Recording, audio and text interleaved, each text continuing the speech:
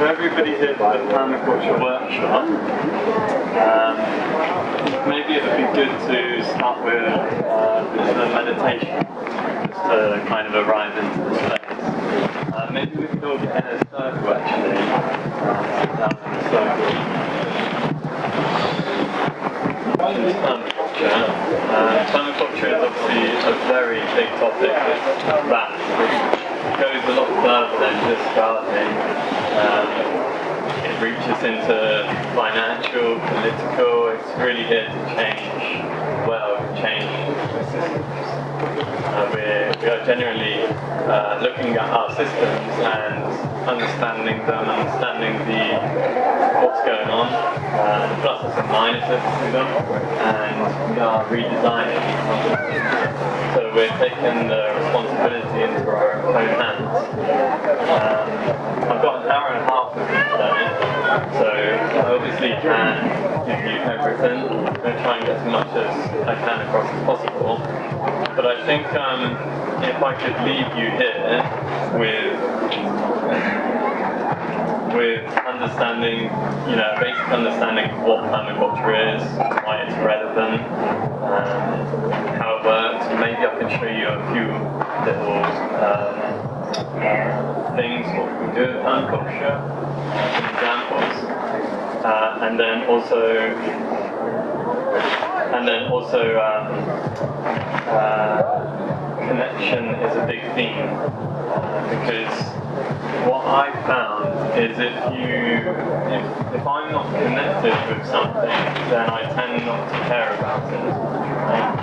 Whether it's because I don't know it's there, or I just genuinely don't have the feeling for it, right? I don't feel for it. So connection is really important, and a friend actually reminded me the other day about the difference between connection and consumption. And she was talking in relationship to food, but also I believe that expands out into everything. Consumerism is quite a well-known thing these days. We consume when we buy. We can even consume people. We can consume projects, and it's interesting to have this idea of connection. How do we actually connect with something? Like in the topic of food, it's how do we relate to the land rather than trying to consume the land. Okay, does that make sense? Okay, so it'd be nice to just start with a meditation and arrive together. And we're going to start by connecting with ourselves. So we're going to be like the pebble, and then we're going to drop the pebble into the pond, and we're going to see what the ripples are as well. Okay? So if you want to get in a comfortable position, feel free. If you're happy, no pressure to do anything. If you want to close your eyes, close your eyes. If you don't, that's absolutely fine. Whatever helps you.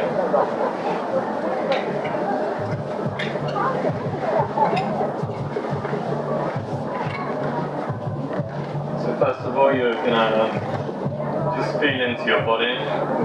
Not really asking you to do anything in particular or be anybody in particular. Just feel into what's already going on now. Maybe any sensations in the body.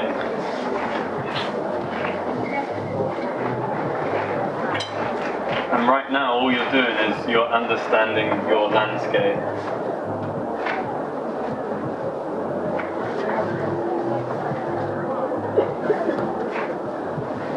Maybe any thoughts that is going through your mind, just notice them, don't try and change them. Any emotions, maybe different tensions in the body, things like this. And this is the pebble, right? This is how you are in this moment right now. Maybe just taking a few deep breaths together.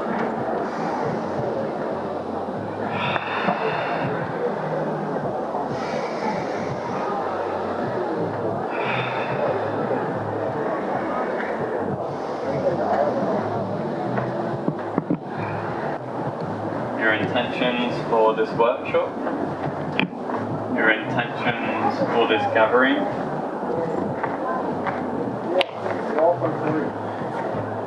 Anything that you want to bring in, cultivate more into your life.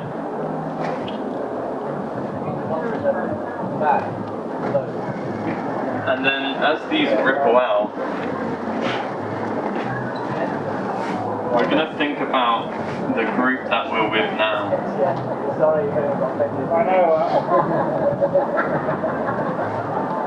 And we're going to expand our awareness to the room that we're in now. Expanding it together. Maybe seeing if you can feel your partner's energy. General energy in the room. Just feeling into it.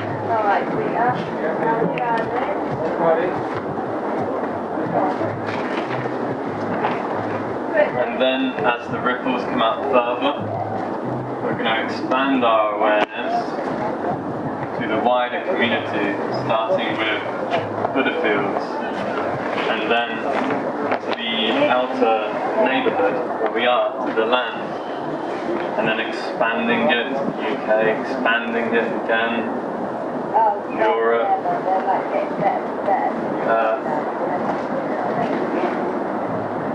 and everything, everywhere that is possible, feels right. Yeah, well, I was gonna.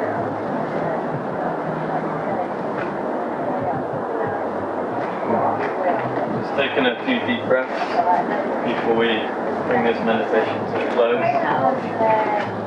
So nice to just start with this.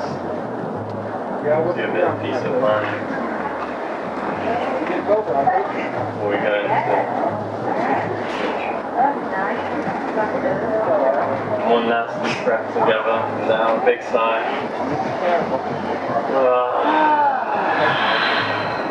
Feel free to open your eyes.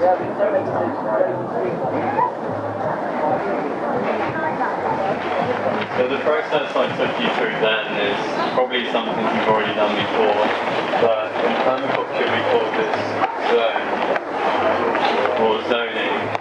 And this would be zone 1, this would be zone 2, zone 3, zone 4, etc.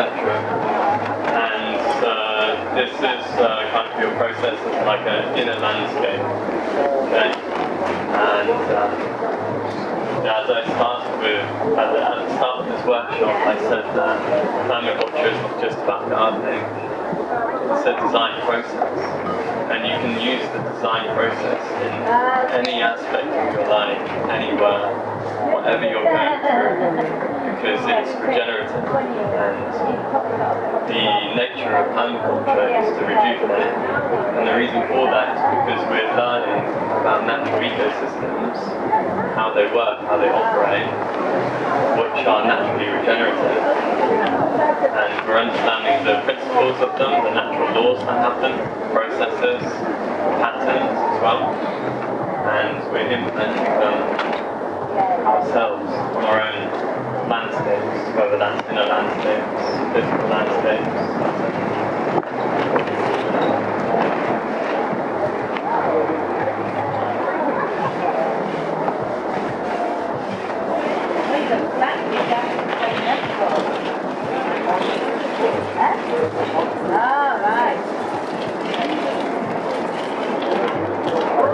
Maybe it'd be a nice idea if you want to introduce yourself, say your name and what brought you to permaculture today. So if I just start, I'm Hamish, and what brought me to permaculture was being at the forefront of being in a destructive organisation and just feeling that it's just not right, and having that burning desire in me to find the answers and the solutions to our problems which we're facing.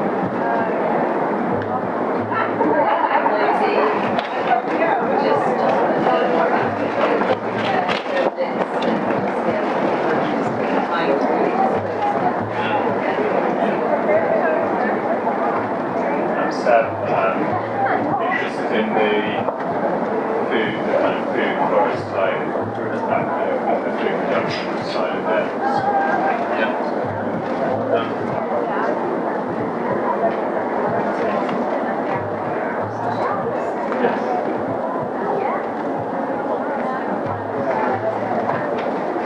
don't mind talking about any chance. I was there at the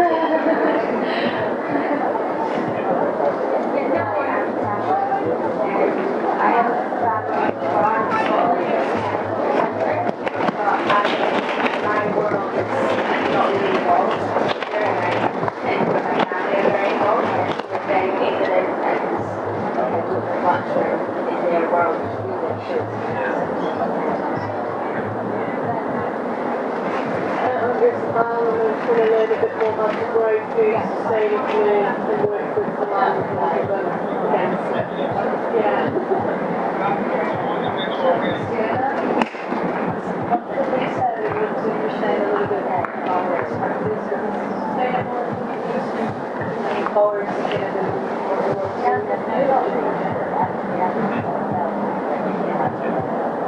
I'm Laura and I'm interested in what I can learn that I can influence my garden at home and my vegetable farm. I'm Arta, and we have a garden, but I don't have skills, so I just try to find if I can bring something back in the garden and make it more efficient and effective. I'm Lou, and I'm hoping I'll learn lots about our next edition of food groups.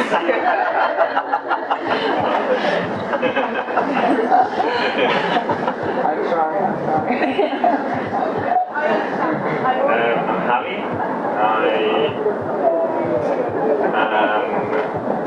I'm terrified by the climate crisis. I think that if society collapses, as it may well do, then permaculture is probably a good set of skills.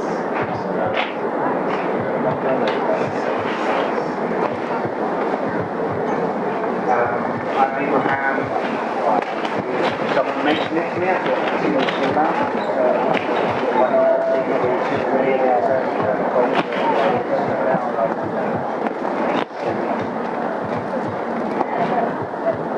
I'm Jonathan.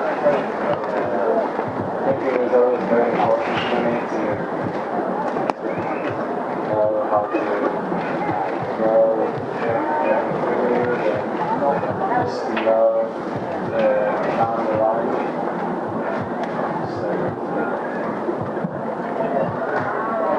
I'm classic. I guess I've always found like the usual approach to gardening, especially lawn mowing, in it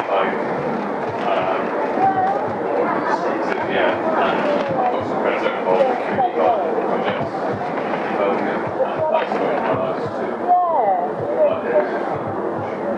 So I want to explore that. Hi, I'm Alfie. I know about permaculture for ages, and I've delved into a little bit of it, but that's it. You've been involved in a number of projects, so it's just interesting to hear everything. Hi, I'm Paul. I have an interest in permaculture as well. I'm just looking for ideas on how to implement it into the home garden.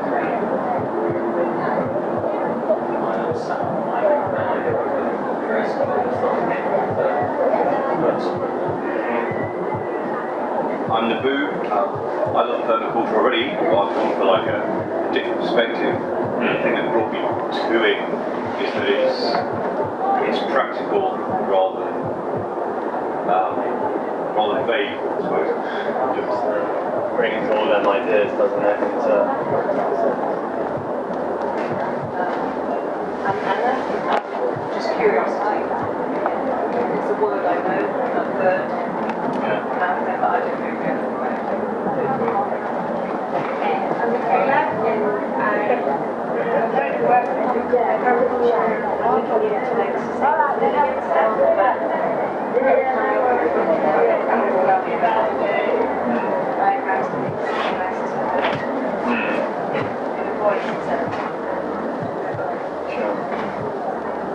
Hi everyone, I'm Rika.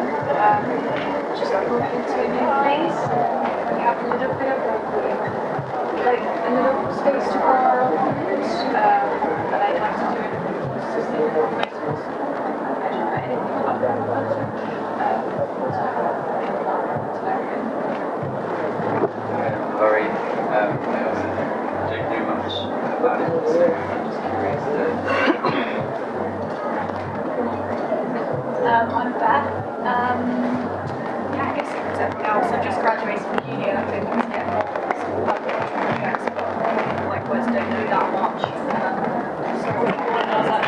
useful. I'm Cleo and I'm interested in sustainability and I'm here to learn how to implement that into day-to-day life, especially in terms of like climate crisis, food crisis. I think it's really important skill that we can all use. I'm Marcus. I'm involved in a few things, but basically starting from zero in actually doing any actual gardening. I'm a trustee of the Food Abundance Network in South Hampshire. The rest of the people actually doing it have got a lot of the process of buying land and having lots of people do stuff. My grandparents had a 330-acre farm which was done the non-permaculture way, which they've still got the land. I've now got a veg garden that I'm doubling up, but I haven't actually touched a spade yet. I've got lots of tools. In Tenerife North, I've also got a small apartment. There's about 200 square metres of land and terraces. So I thought, well, if I'm there and I've got time, I'm going to do something and I want to do something in the veg garden. Yeah, I'm learning as in rather than just intellectual, actually doing some work, learning how people can help you do something. Okay, awesome. And Sol, do you want to introduce yourself? I'm Sol, love permaculture and filming, so I'm just helping out. And if anyone doesn't want to be in the film, let me know. I can tell you. Yes, completely from yeah, if anybody doesn't want to be in the recording, just let us know. Maybe just raise your hand. So where's the recording going? It'll be on YouTube, and we're trying to create an introduction video for my website at the moment. Okay. I just apologise. I'm running another workshop, so I'm actually early. If anybody, do whatever you want. I'm not here to be a dictator or, just, do your thing, right? Okay, perfect. Thank you so much for introducing yourself. Again, this is about connection, the main theme of this workshop as well. So just connecting with each other, and it's so important. I already feel like we're all tighter now. So let's start with what is permaculture. Okay, right? And I'll try and narrow it to the range. So permaculture means permanent agriculture. Okay? It was termed that in about the 70s by Bill Monson and Dave Colton. If you want to look them up. I'm not going to describe what happened. But I mean, permaculture itself has been around for many, many years. When people were tribal people and native people of all countries, before technology, before industrialism, were practicing permaculture. Because they absolutely had no choice really. They just had to use what was around them. They had to forage. They had to somehow get their food, right? And they used permaculture. It wasn't necessarily in a larger scale what we're doing now, because we're a bigger population and we need to come up with structures and design processes that people can follow and that are easy to follow and great results. So let's have a look at what permaculture is.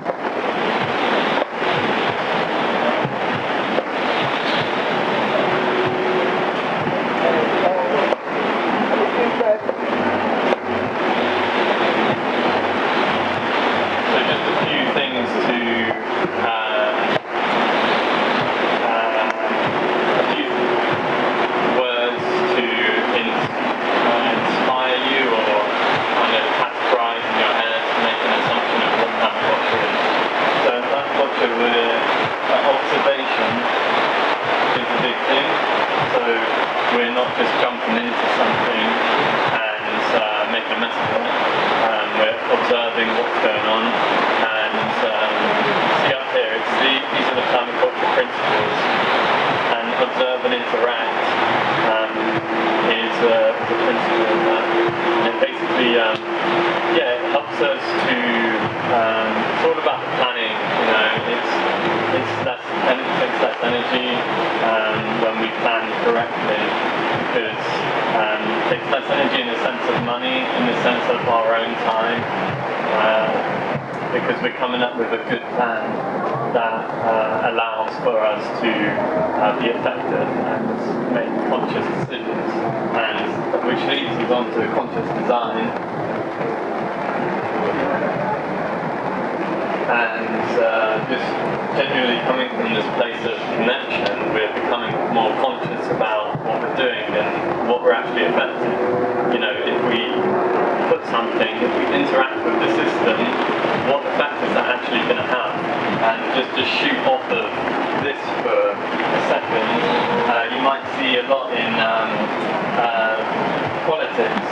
have the old A to B, right?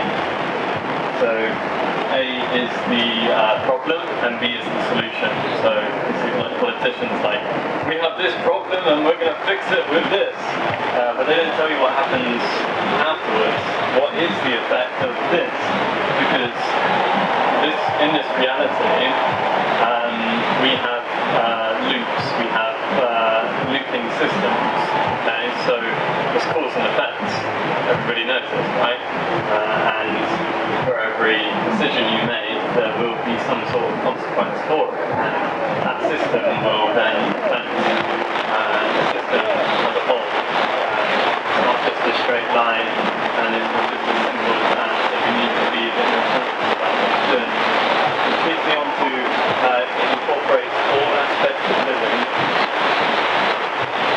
As I mentioned, we rejuvenate in permaculture. Design processes naturally rejuvenate. So, and it's not rejuvenating, then it's just not permaculture. You're doing something wrong. And that can be involved in every aspect of living. It kind of comes from this place of abundance. Like we are naturally abundant beings, and all aspects of our life should be abundant. And if it's not, then it's some sort of blockage to that, right? And it's very similar to nature as well, where you have forests which are naturally abundant in pretty much every aspect, unless there has been some sort of blockage to that. The next one is, so there's a lot of design processes in permaculture, a lot of abbreviations, but they all really boil down to analyze, action, and feedback. So whenever you see permaculture design process, try not to get too mixed up in it.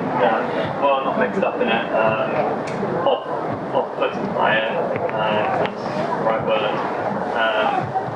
Try to look at it at its simplest form, and because actually when you dive into permaculture it can become quite complicated. I mean, we're talking about nature, different plants, and many plants out there, there's many things that affect many things, but I try to keep things as simple as possible.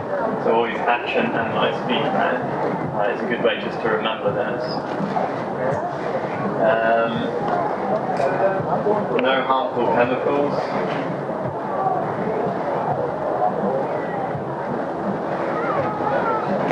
We never use any harmful chemicals in permaculture.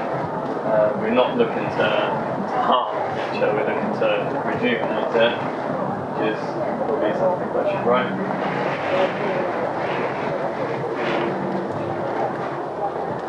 Always about rejuvenation, not about sustainability right now, because if we sustain what we're doing right now, we've seen the results of that and it's just not going to work. So we need to first rejuvenate the plant and get our systems to the point at which they're optimally working. And then once we've implemented that system and we've spent that energy, then we can sustain, right? I just hear sustainability used quite a lot, and I just don't think it's relevant right now, to be honest. It's just not the right word to be using.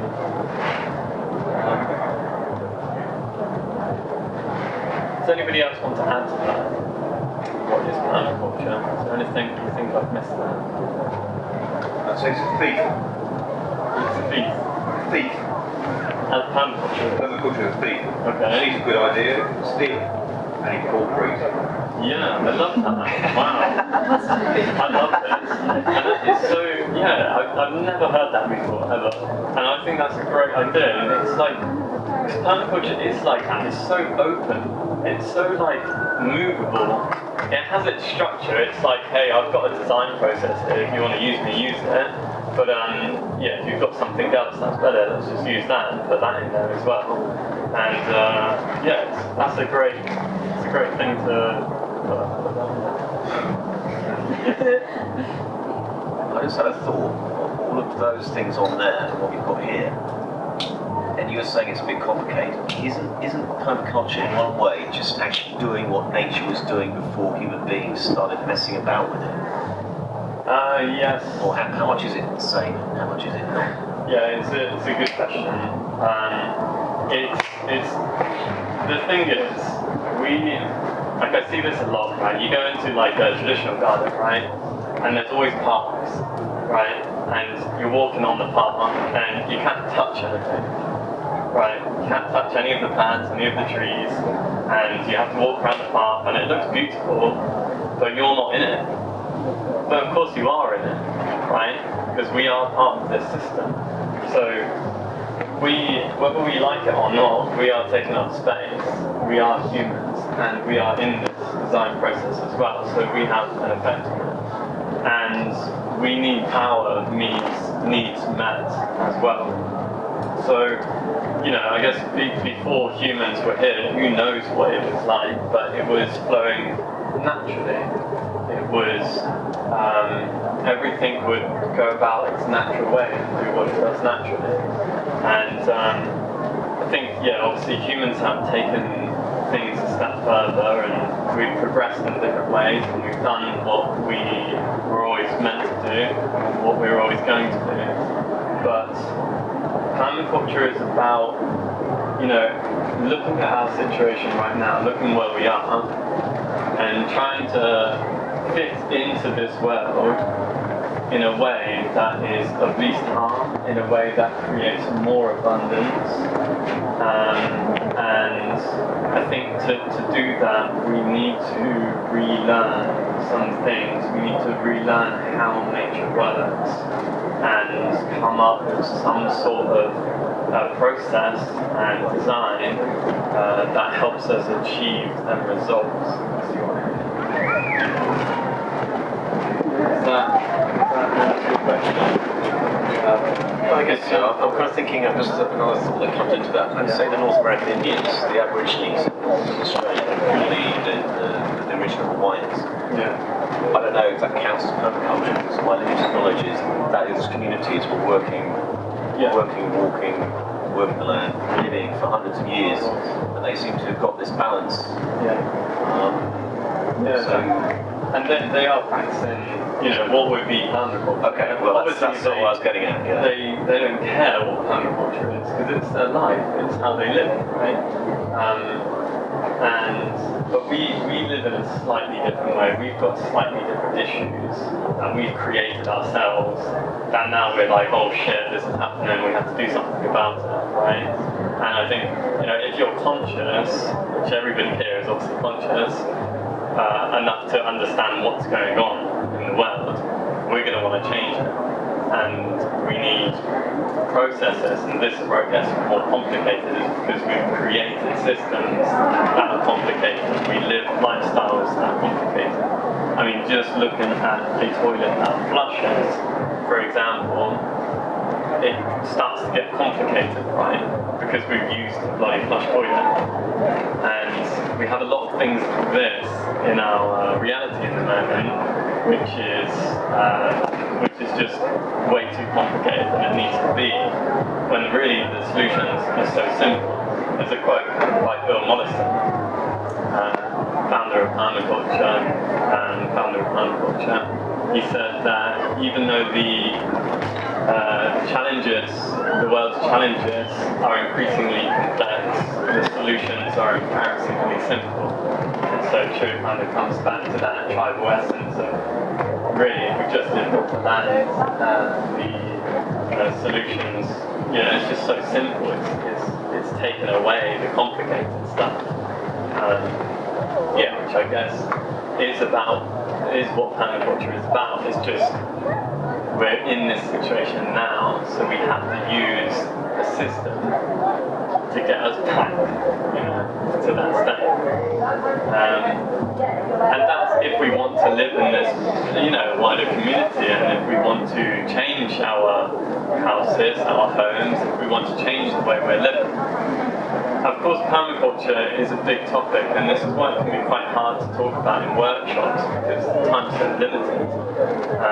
So just take what I'm saying as, you know, a brief overview of it. You know, even in my head now, I'm just thinking of so many different things and ways out of stuff, and, you know, in this workshop, just come back to the theme about connection, about it's just an introduction.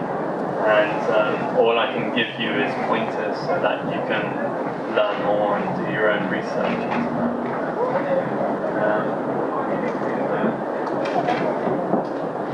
So it's going to be, okay, so that's good. There's just going to be some duplications.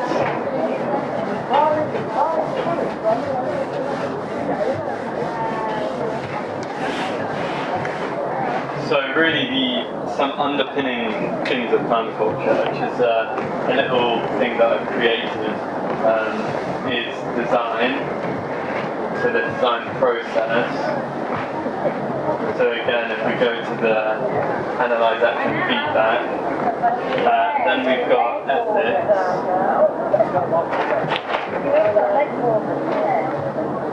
And the ethics of permaculture is people care, earth care, and fair share.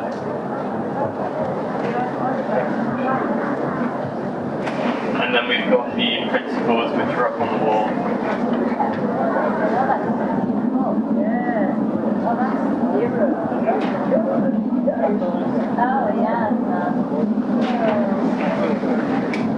So again, following the theme of connection,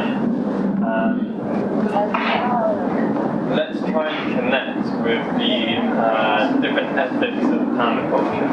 So, caring for the people, what does that look like to you? Just shout out anything that comes to your mind. Caring for people.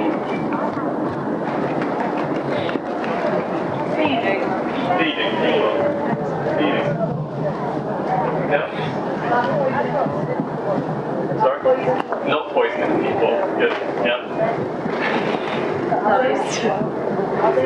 Housing. Yes, housing. And not overworking. Not overworking. Yeah, sure. Sorry? Nutrition. Yeah, creating nutrition, food that is nutritious and revitalizing us, feeding us. Inclusion. Yes, including everybody. So nobody is segregated from our systems. Nobody feels alone, etc. Anything else?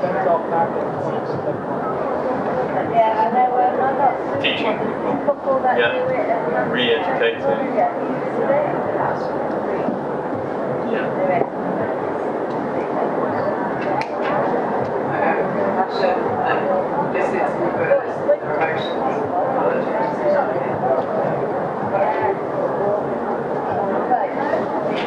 Okay. And caring for the earth. How can we care for the earth?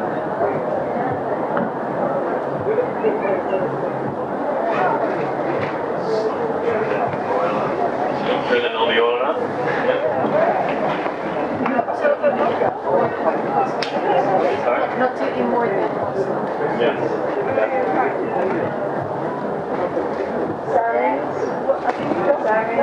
Ceremonies, yeah. Intentionally offering our energy to the land. Giving back to the land, of course. This land really doesn't owe us anything. It gave us life. We're here, we get to be here.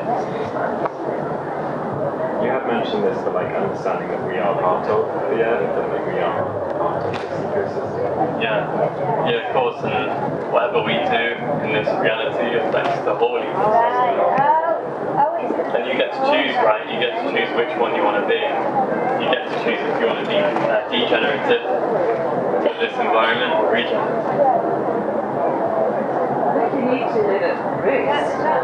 Because you just especially in garden, you really have to rest.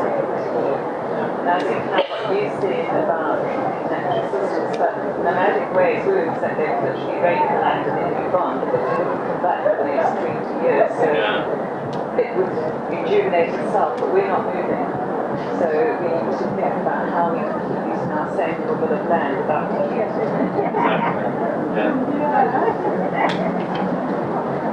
So it sounded a bit too abstract, but recognise it on its own terms.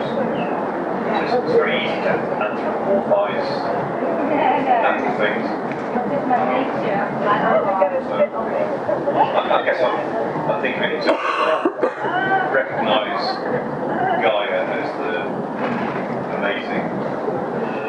ecosystem that it is, rather than projecting too much what we want the Earth to be. Yeah, for sure. It's considered sacred. Bring a little bit of the animism concept, you know? That everything is sacred, everything is a soul, and we're not above it.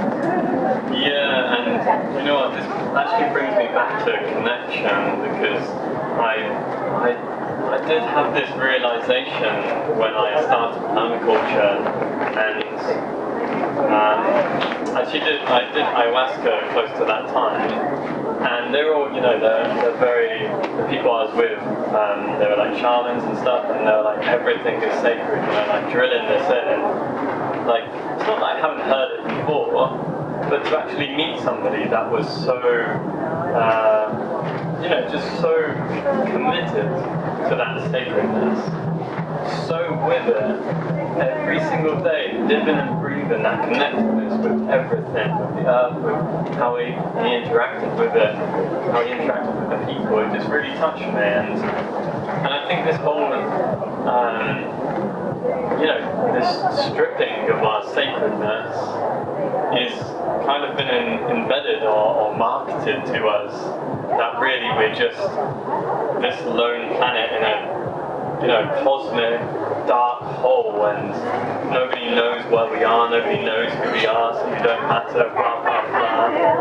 It's just not true. It's just not true. And yeah, we are totally sacred, and everything is sacred, and we are these incredible beings. We get to see it.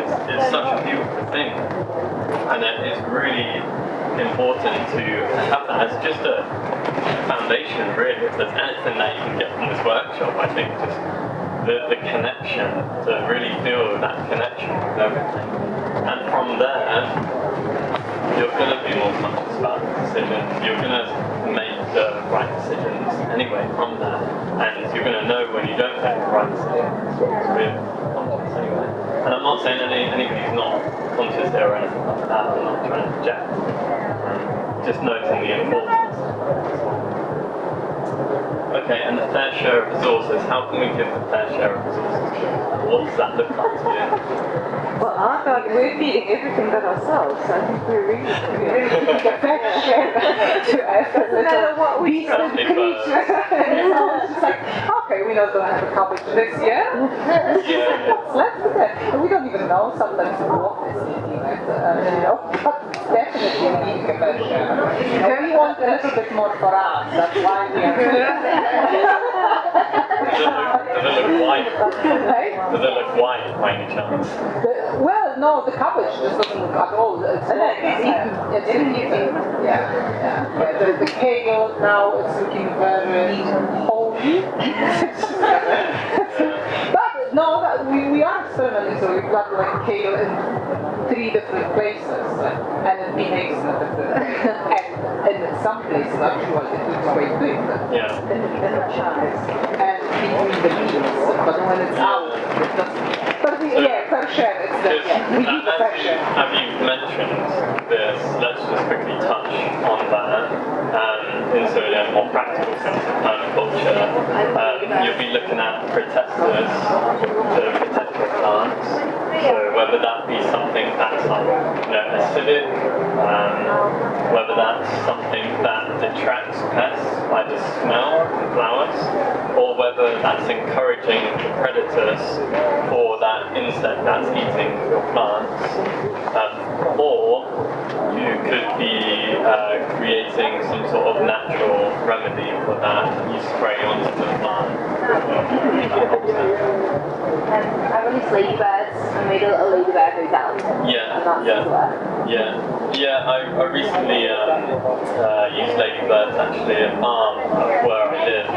They sprayed ladybirds all over their crop, which is a brilliant story, by the way. That this farm where I live, this last 7 years I've lived there, and they have never changed. In that whole 7 years, they just haven't done anything different to that land. and it still is completely, the soil's terrible there, it is very hard, and we're talking about England, right? It rains all the time, just not now, but it will in about 10 minutes.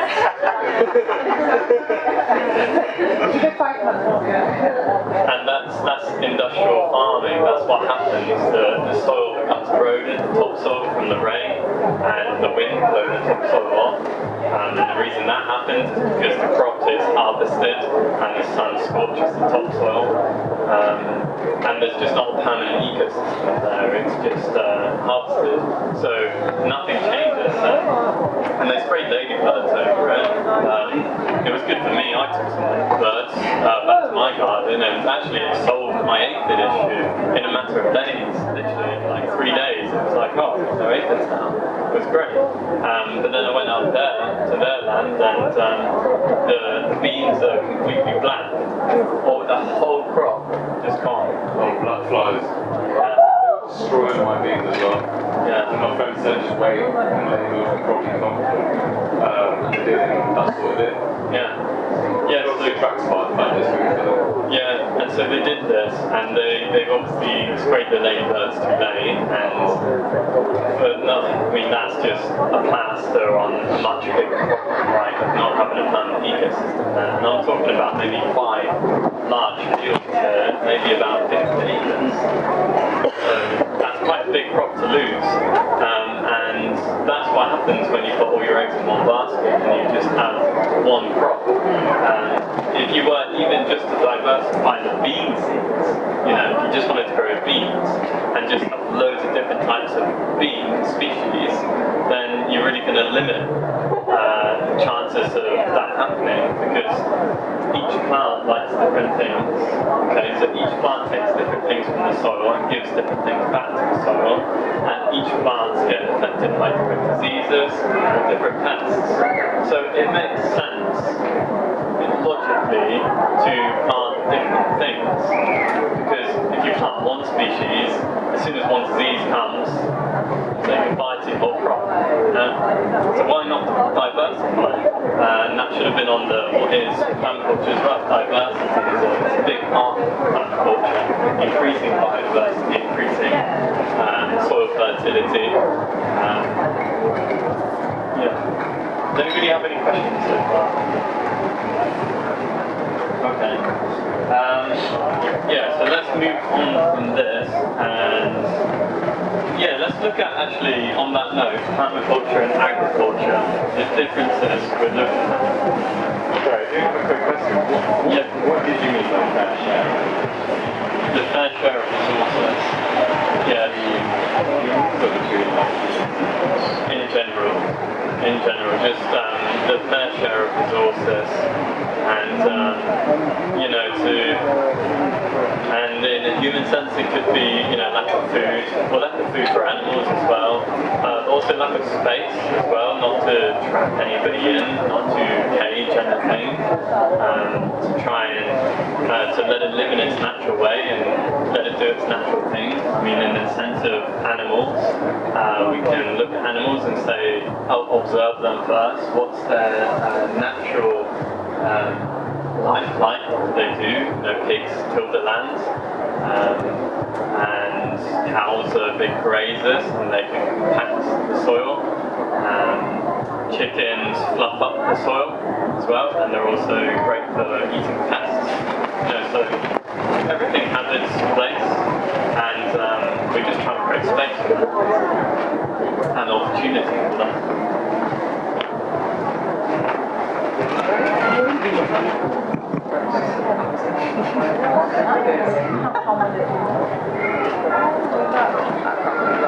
So the differences with permaculture and agriculture, I'll just start them off with a few things. So permaculture is using polycultures, and agriculture is using red agriculture, monocultures.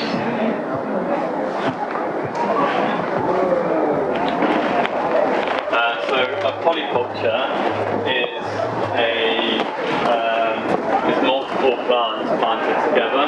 So so a community of plants, or and you might get companion planting as well. These are plants that have a good relationship with each other, so that they can help each other grow, right? And a monoculture is mono, so one, and a culture of one species.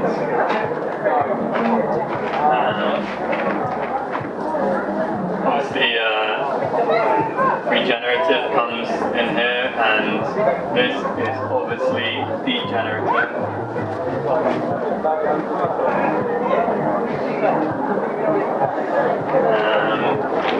Agriculture is intensive farming, and it also uses intensive resources as well, which makes it very costly in time, costly in money.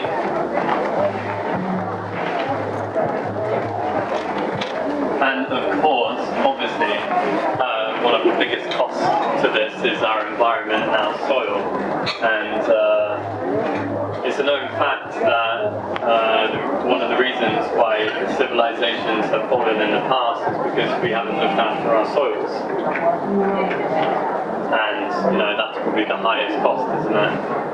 Or civilization collapsing because we haven't done a simple thing, just looking after our soil. Luckily, permaculture gives us all the solutions that we need, so don't feel too bad. Just feel a little bit bad, and then know that the solution is massive.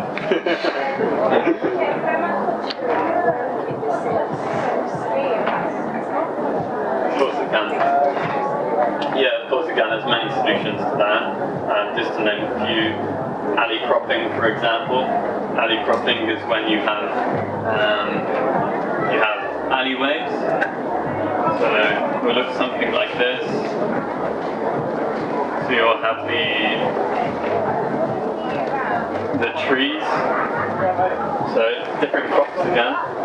You'll have a main crop of trees, maybe. Could be an orchard of some sort. Could also be coppicing. And then in the middle you'll have another crop. Maybe it's barley, maybe it's the beans or something. And then in between the trees you can also stack as well.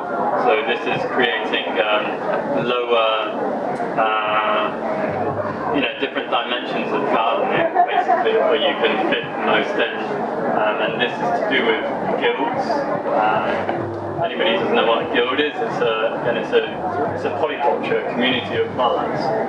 But guilds is really kind of how permaculture systems, in regards to when you're planting, that is how they become so resilient, because they are a polyculture, because they are a community of maybe even 7 plants, 8 plants that have been put together that works really well together, and they create food for you, medicine, sort of resources.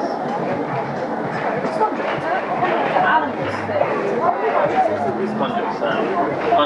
Animals fit into permaculture systems. Whether you're vegan, vegetarian, and meat eater, animals fit into this system, and they have to. We can't segregate it. I run a lot of courses on permaculture, and sometimes they're all vegan courses, but sometimes I get a kind of disagreement with, animals shouldn't be in the system. Well, what are we going to do then? Just do exactly the same as what intensive farming has done, and just cut off the whole property and say, go away, and then everybody does this, and then suddenly there's no room for animals anymore. No, I don't want that. I want to guide the land to just become its natural essence, to do what it does naturally, and that actually creates low maintenance as well. Something we should put on there.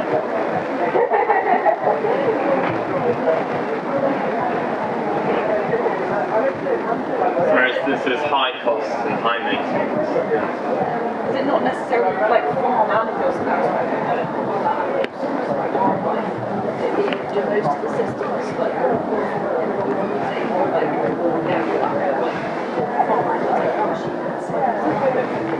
No, not necessarily. Obviously, when have a piece of land and you're thinking about implementing animals, then you really do need to think about, well, first of all, you need to think about what animals are already there and what are they doing, and any potential issues, like maybe with your crop, and because you do need to think about you need to think about yourself, your family, and your community, and if you're all going to be sufficed in a food sense from that, so you need to understand about pests basically. But then, in a wider sense, when you are integrating animals into your system, you need to plan before that. You need to understand what purpose do they have, what do they do naturally, and then where are they going to be placed in the system, and what do you need to protect as well. There's a big documentary on Netflix about cows and agriculture, and there's a bunch of guys out in America, a big ranch, basically doing a plantation system, what we used to have here,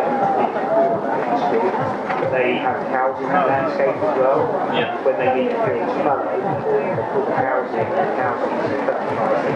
Yeah. Just completely replenishing the land. I'm not sure whether it's the one which is the system, but really high success level. You see cows in modern agriculture now, you just see stuck in the field, eating grass in their own manure and stuff. Yeah, exactly. And some farms are even more intensive than that and cage animals, and then they have to bring in resources from other farms that are growing the grains for the animals to then eat, and it's really not how it works naturally. So the complete opposite to what we're trying to do in permaculture. So this project is producing land with nutritious food, things like bark, one of these food gods, or Jehovah, it's actually a fertility god, which is represented by the cow. Yeah. They must have had this knowledge a long time ago.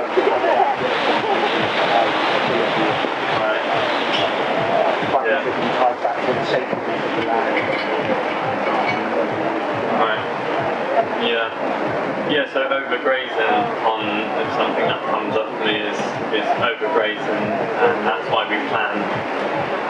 That's why small and slow solutions. Yeah, use small and slow solutions, and that prevents things like overgrazing, which can be a big mistake. Something that I actually did on my own piece of land, which I felt terrible about. I got 3 chickens and they weren't laying any eggs, and they weren't. They were. I was like. They were young chickens, and the land seemed fine, and they were in there for like a month or so, and I was like, I may as well just get 3 more. And then in a week, most of the land was just barren, just from having 6 chickens. And yeah, it's just funny, just me like being in just finished the PDC and starting my journey, and just ruined a piece of land. Okay, yeah, so does that, there's only a few points there. Does anybody want to add to that? I like the point about it being more low maintenance. It's like, yes. When you look at where we find worse working conditions, and mostly hard labour in the world, it is not food chain in that sort of agriculture they're describing. Yeah. Whereas this exact form of land ownership and land use. Yeah. Because it takes so much work. Yeah. That the owners don't want to do. It takes so much work to maintain that form of agriculture. Yeah. So I guess permaculture and reverting to that model would actually be better for the workers of the land.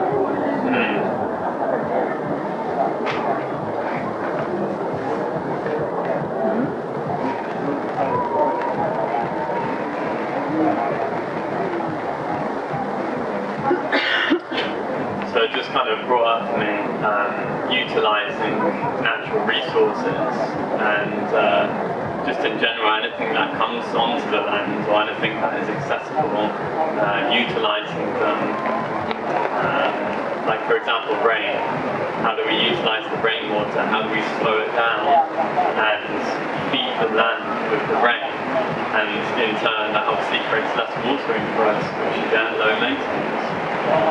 It's definitely, low maintenance is a big thing in permaculture because, that's why it's so attractive as well. I don't want to create a system that is extremely hard work to keep up. It doesn't make sense to me. I want to grow all over a piece of land, which is just so easy to maintain, and it maintains itself. In my experience, the best well-maintained part of the garden is the weed. It grows better than anything else. How is that low maintenance, and how do you take the piece of plant? For me, like raised beds, okay? Better. Round, I can have marbles and allow some weeds growing inside. I'm picking continuously, picking out bits of weed. But I've got less land. Okay? If I now open it up, that's great. But I don't think I can in any way even get my head around which is a weed. I'm not even a gardener. I look at something that's growing. Well, it might be a weed, or maybe it's the bean I could go in. How do you do that? Because I do understand you talk about the permaculture for the big change for big spaces. But for me, how do you adopt that to your little land, little knowledge? Sure. How do you? What is better? Raise beds, or do you just grow everything in one space? Not necessarily raised beds or anything like that. So the first thing I just want to mention is that the definition of a weed is a plant that you don't want in your garden. Yes, that's what I'm saying. So I think before you get to that stage of defining it as a weed, you probably need to understand what it's actually doing. And on top of that, you can understand if you have any uses for it. So actually it becomes a blessing that is on your land. And again, it's about this connection thing, Like a dandelion, for example, is great for teas. You can use the roots as well. And also it's a nitrogen fixer. Not many plants are nitrogen fixers. If you don't know what a nitrogen fixer is, then you probably shouldn't call things a weed yet. Basically, a nitrogen fixer is a plant that takes nitrogen from the air, and the air has abundance of nitrogen in it, but the soil doesn't. And it takes nitrogen from the air and turns it into a compound that is digestible for other plants to then consume. And without these nitrogen fixers, nitrogen is a necessary element for plants, other plants won't be able to live. So do we then need a certain amount of say dandelions and other things like that in like a permaculture environment? So maybe I should just mention about guilds whilst we're on this topic. I think we all kind of get the gist of what's going on here. Of course, there's many other points that we could make on this. But let's just look at some more practical stuff now whilst we're on it. And this is the basis of how you can create your own, your own permaculture property. So number one, we'll be looking at food for us. And then it's number two, food for the soil. Number three, you'll be looking at biggest and minus. I'll go through it in a second. Number four, you'll be looking at climates, introducing different dimensions. Number five, supporters. So these are maybe taller trees that the climbers can climb up, again different dimension. Number six would be protectors.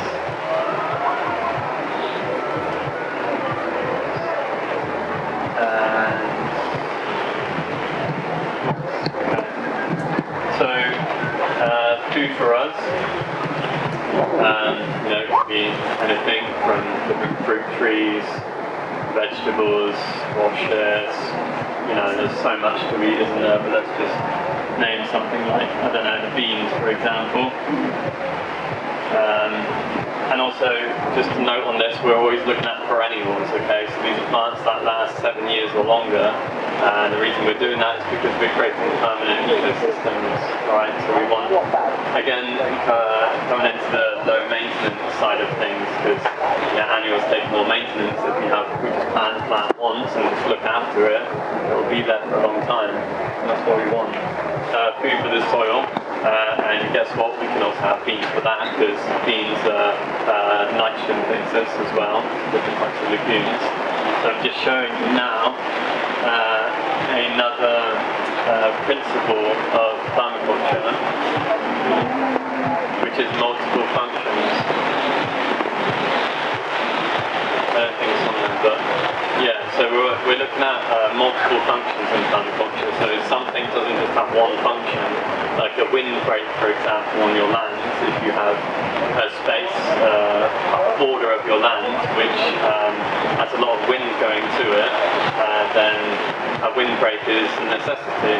But then why don't you also think of planting a windbreak that has other uses? Maybe it's medicinal, maybe it gives berries, some sort of fruits, maybe it fixes nitrogen, or maybe it's a mineral accumulator as well. And a mineral accumulator brings up minerals from the ground. So normally they have longer roots, which also brings us on to biggest and minors. So something like nettles maybe, or docks, they have longer roots, or they have roots that are quite that are expansive, and what they do is they open up the soil, aerate it, and it absorbs the water easier. Also creates an easier environment within the soil for other plants to grow their roots and really establish as well, and can also protect bankings and stuff like this. Raspberries and blackberries, that kind of plants as well? They just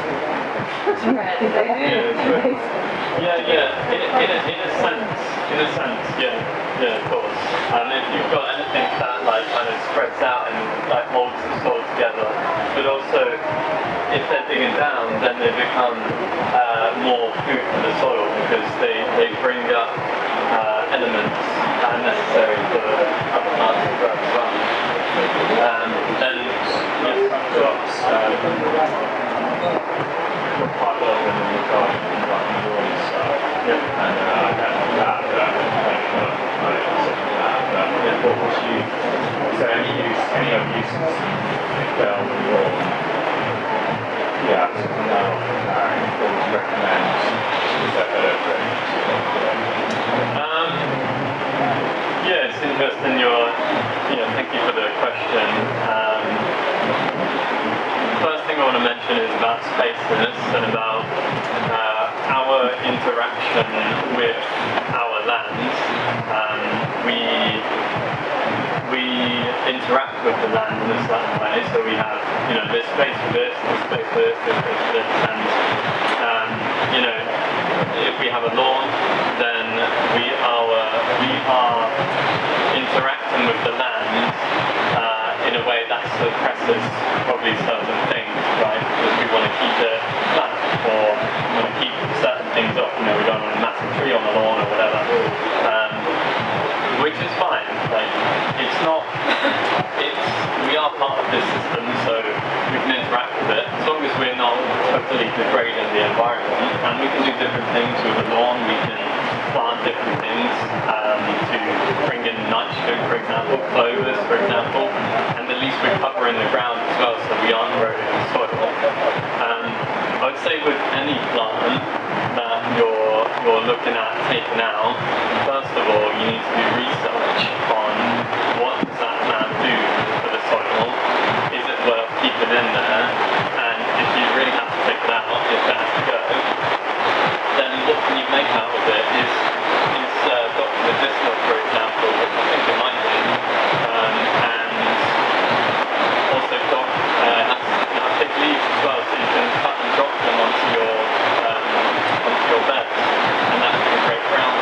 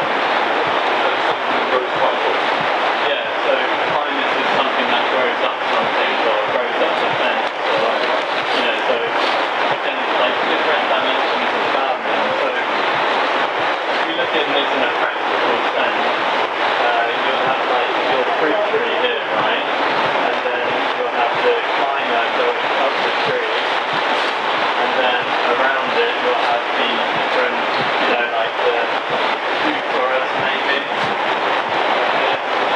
and then maybe some food for the soil, maybe some like concrete or something like that, which supports it, and then you can also use concrete for medicinal purposes as well, so it's multifunctional.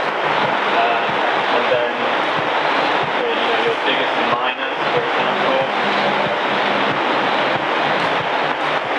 So it's always tight-knitted communities, close proximity, and solid, resilient environments.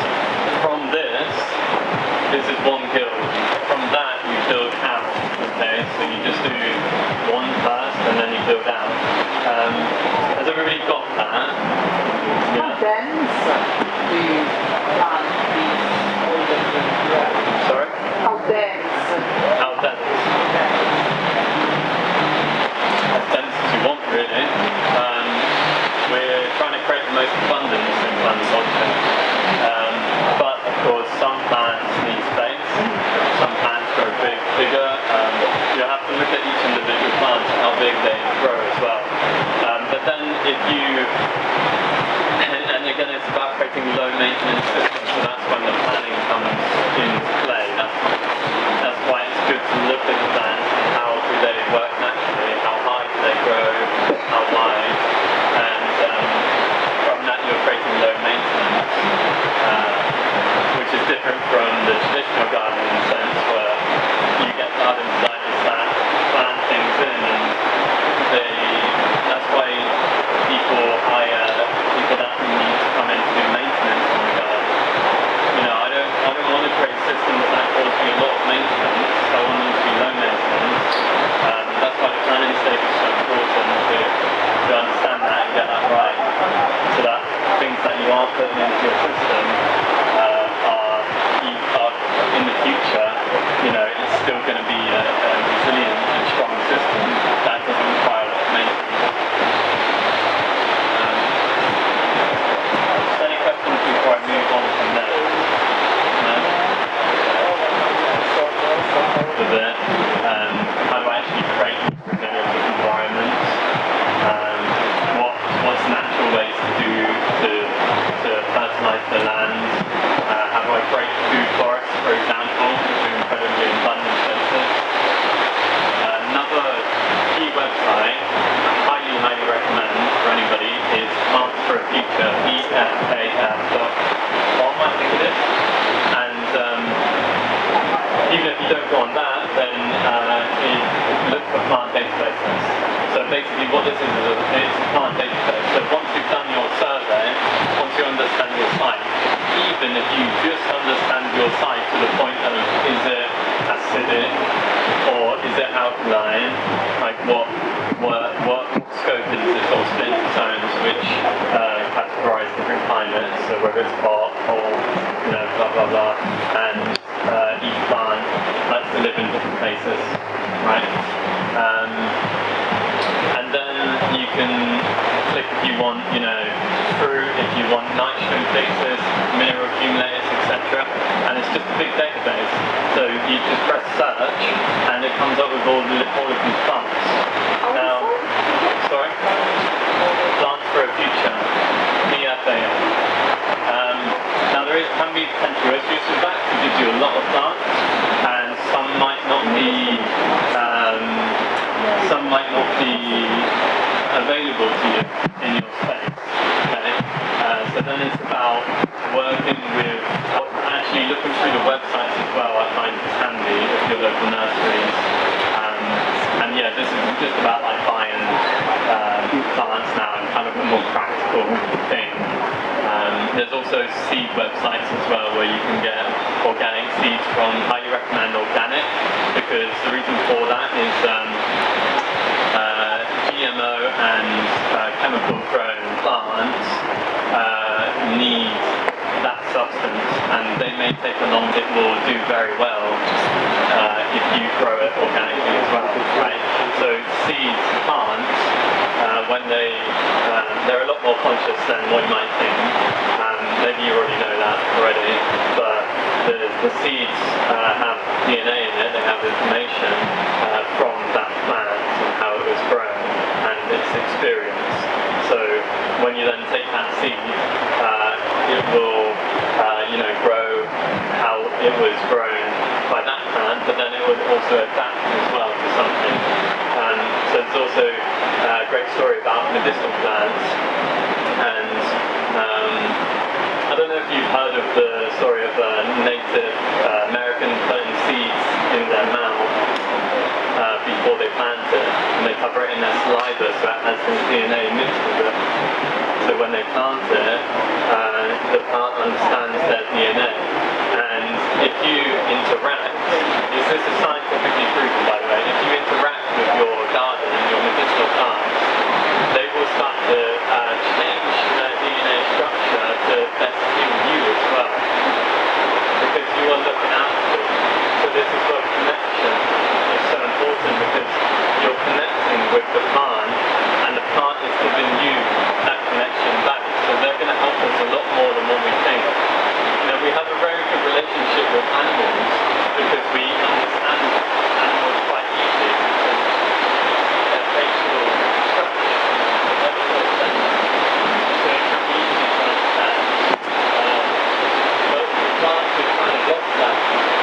So I recommend regaining that experience with you selecting the plant, whether it's growing, whether you're foraging,